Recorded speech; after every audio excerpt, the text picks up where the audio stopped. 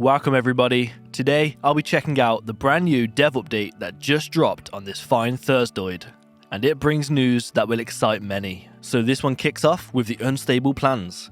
So what does the unstable release currently look like? And what will happen during the beta once it's out there? Well, the scores on the doors are currently this. So I'm sure you're aware of all the features that are coming, so I'll just showcase the ones that will be coming later instead. We have the expanded crafting skills and professions, improved hunting, breakable metal fences, multiplayer reintroduced, raccoons, and question mark. So there is a couple more things that have been pushed back, like the breakable metal fences, but I think with the sheer amount they are adding, we can't be mad at that, as the bulk of the main features will be coming with launch. As many have assumed, we are currently working on getting Unstable out before Christmas.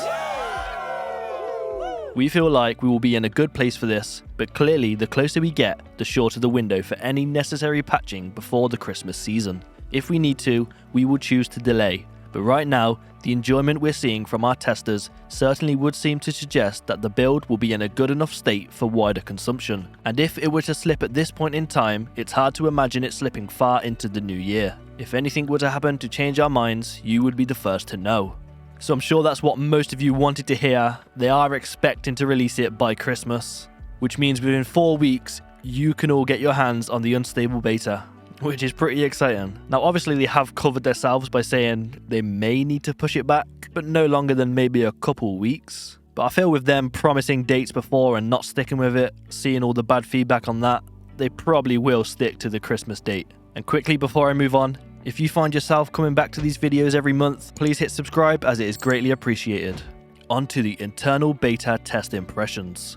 We've had around 30 people on the internal beta giving feedback now, and overall the response has been very positive, which, as we mentioned last time, has been a relief. With the feedback too, has come a clear spotlight on what we need to be polishing, both now while we finalise the build and what we'll be turning our attention to during the unstable update process. Testers have certainly seemed to enjoy the way the game feels now, with it playing more smoothly and the world feeling more alive. They universally have responded well to the new lighting, new map additions, new lore, animals, optimization, underground areas, dynamic music, player vocals, corpse dragging, farming, and many other of the all manifold things that are in 42. So pretty much just everything then. Our changes to the flow of PZ with our rebalanced Z spawns, combat building up muscle strain, and fresh focus on the player having to sneak by crowns have also been welcomed. This said, this is certainly a change likely to cause some debate in the community. It does switch things up quite a lot, but we would much rather balance things within the mainframe once we have something playable out in the wild.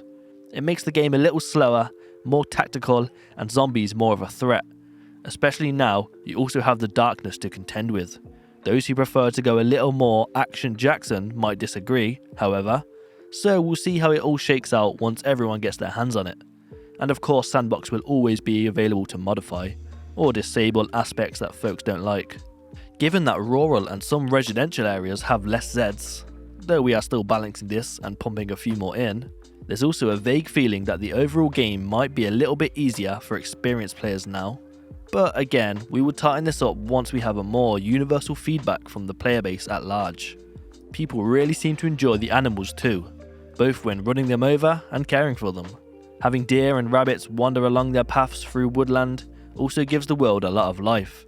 But in terms of the actual hunting gameplay itself, there's a feeling that there's much room for improvement. As such, this will be a focus during the unstable process. Currently, deer migrate over the map along paths preordained at the game's start, and they leave poop and broken twigs that those with the tracking skill can follow, which testers seem to have found cool and atmospheric.